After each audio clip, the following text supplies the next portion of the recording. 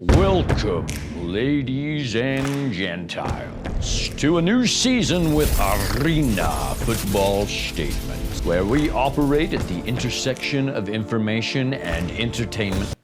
What is this? What is the intersection of I thought we were getting a better writer this year, Janice. Janice, this is Bush League. Oh, you think I get paid for this? You think I make money doing this crime and Netley Trigger?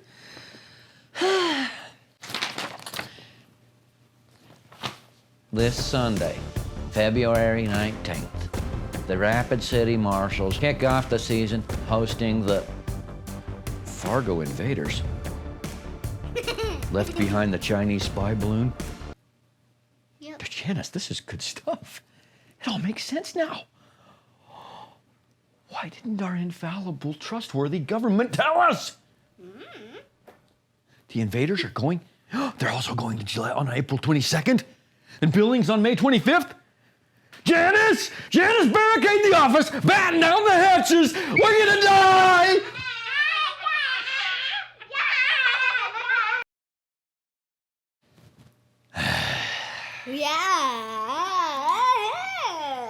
They said I have to do this. And since Rapid City is kicking off the season this Sunday, it's time for me to release my rankings.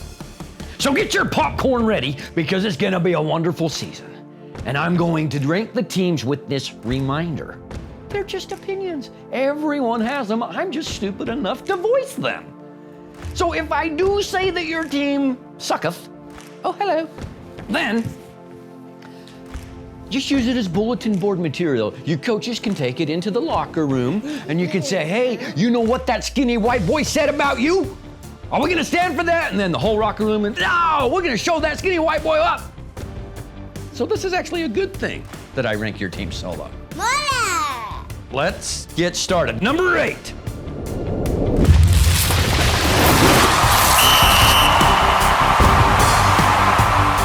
Number 8. The Topeka Tropics. Winless in their inaugural season and got a slow start to signing players this season. Do you like the Topeka Tropics? Do you think they'll win a game this year? Does mean yes? Do you think they'll gobble up lots of touchdowns this year? Dwayne Ballhawk Autry is on the team. He will anchor that defense solid. Justin Walker has a very impressive indoor football resume, so he could definitely help that offense out. And quarterback Lorenz Stefan was responsible for 21 touchdowns in just 3 games last season. I'm expecting big things from him. But if the Tropics really wanted to improve their defense, they'd hire like some of those Hawaiian chicks with the flowered lei and like the pineapple stalk skirts and those coconut things, shut up Janice, to distract their opponents so, they wouldn't play very well. If I was Coach Tyus Jackson, I'd be implementing that strategy. And if it was done well, then the Tropics might get their first win. Number 7. The Rapid City Marshals. This is a tough one for me, and I'm probably gonna get a lot of heat for this, but it seems like even the Rapid City Marshals, they almost made the playoffs last year, and they seem to be an improved team, but like all of the CIF teams are improved.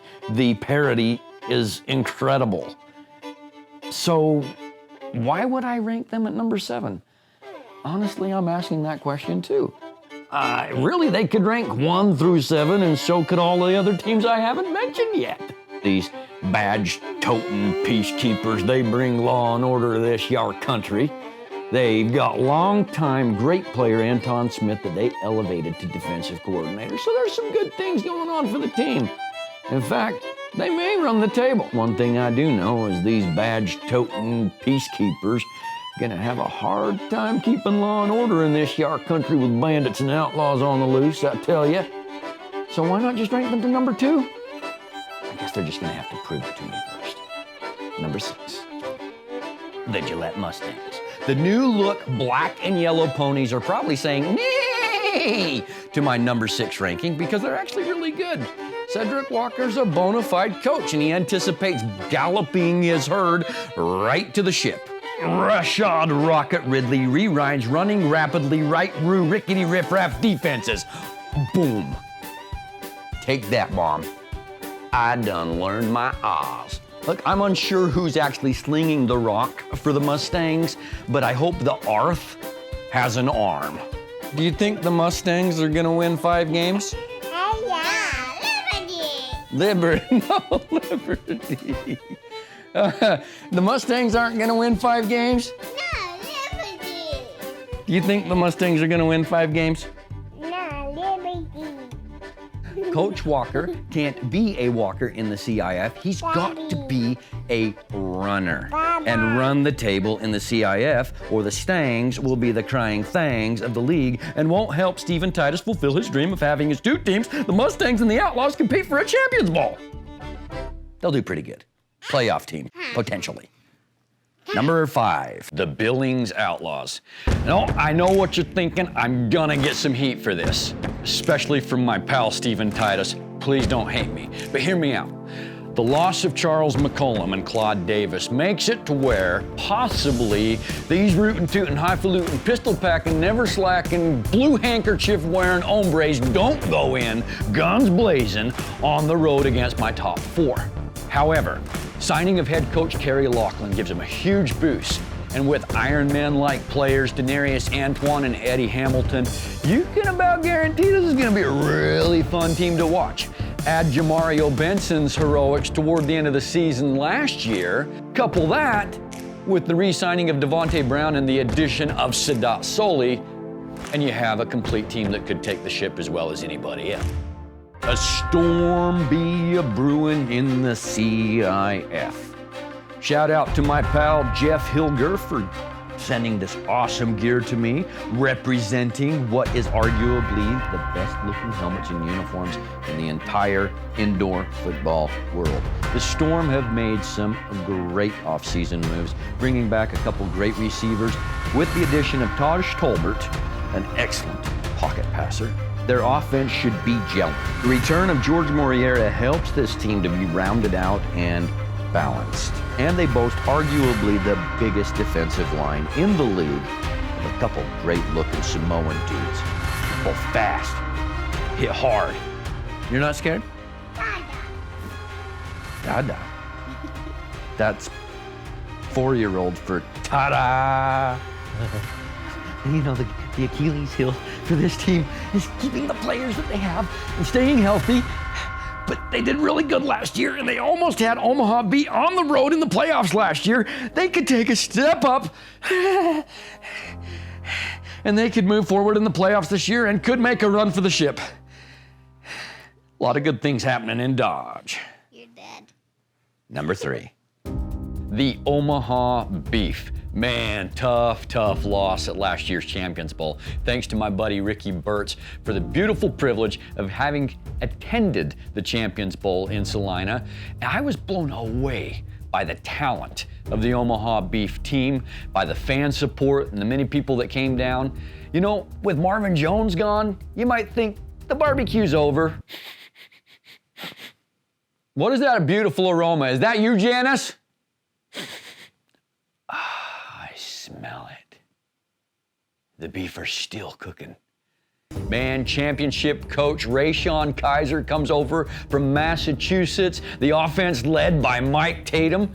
Whoo-wee! The defensive backfield is led by Trey Dudley Giles, and they add Cameron Hunt and Ricky Neal Jr. The defense should be solid. And they've added Sterling Alexander, who I saw make some great plays for the West Michigan Ironmen. I think they're gonna be okay. Oh, and my man, Stephen Fluker, anchors the O-line. And what did he have to say after last year's Champions Bowl? Our first ever championship with a great organization, a great fan base, a great team. We've been through a lot of adversity, from players getting suspended, coach getting suspended. I was one of those players that was suspended during the season. And to come back and to be able to host a playoff, both games at home, it feels great. Salina Liberty got me sold right now, but you know, we'll see. Word, Brother Fluker, word. Why I don't have Omaha number 1 is because some very key players went with Marvin Jones down to Tulsa. that's okay. Beef are still cooking and they still have what it takes to take back the trophy. Sizzling on the grill. Number 2. The champs are back, baby. You may think that the Stars and Stripes were only relevant in 1777, but they're relevant in 2023. After 3 straight Champions Bowl appearances and finally a win, they've brought back a load of Patriots. D. Washington and Fast Ed Smith, along with Anthony Love and the addition of Alex Noble, makes them the best receiving corps in the league. They'll be firing their guns and won't even have to wait to see the whites in their enemies' eyes. Tracy Brooks, the 2021 league MVP, and Tristan Gold, the Champions Bowl 7 MVP, are both in the Liberty backfield. They will be like the Rockets' red glare and bombs bursting in air on the field, tearing it up. The Liberty boasts probably the league's best quarterback room with Javonte Johnson and Giovanni Sanders slinging the rock. The offense looks absolutely amazing, and not enough can be said about the genius that is Coach Huron O'Neill. The defense is always good, and D-Trey Matthews is returning to anchor that defense. But in asking Kendrick Harper if he'd return, here's what he had to say. What happens when Coach O gets halfway through next season and he just needs a guy? No, I'm done. You know, I'm going out a champion. You know, I played, this is my 11th year, 4-2 in championships, man. So, you know, I'm going out the right way. And Above 500. yes, sir, above 500. So I'm perfectly fine with, you know, with this win, and you know, I'm not looking back. That one hurts. Man, what a storybook career for the great K-Hop. He'll be missed. With what appears to be a slight decline in the defensive force of the Salina Liberty, that leaves me to conclude that this year's #1 team will be, drumroll, I do declare, this here posse of 7-shot 6-shooters is ready to go guns blazing throughout the entire CIF, and they'll be putting opponents 6 feet under, partner. I do done declare that the Sioux City Bandits have returning defensive MVP Dejon Emery. And with him, last year on my show was Claude Davis and him trash-talking each other twice. Well, now they're on the same team, sealing both ends of the D-line. Left guards and right guards will be tripping over themselves trying to stop these fellas, and they can trash-talk together. Also, in the defensive backfield, they have Xavier Spann returning and have signed first-round draft pick from the NFL, Justin Gilbert. Brandon Shepard's returning, and Damon Powell. And they have the best O-line in the league. Mungro, Small. This guy, look at that face. You know what that face says? It says, don't you dare rush the quarterback. I'll be putting you 6 feet under, boy. If I was lining up against that guy every play, I wouldn't even rush the quarterback. The Sioux City Bandits mean business, and that's why I choose them Sioux City Bandits, them rootin', tootin', highfalutin', pistol packin', never slacking hombres, to win the CIF this year. All 8 teams from last year are returning, a thing unheard of in indoor football. Awesome job, CIF. Let's ride. That is my arena football statement.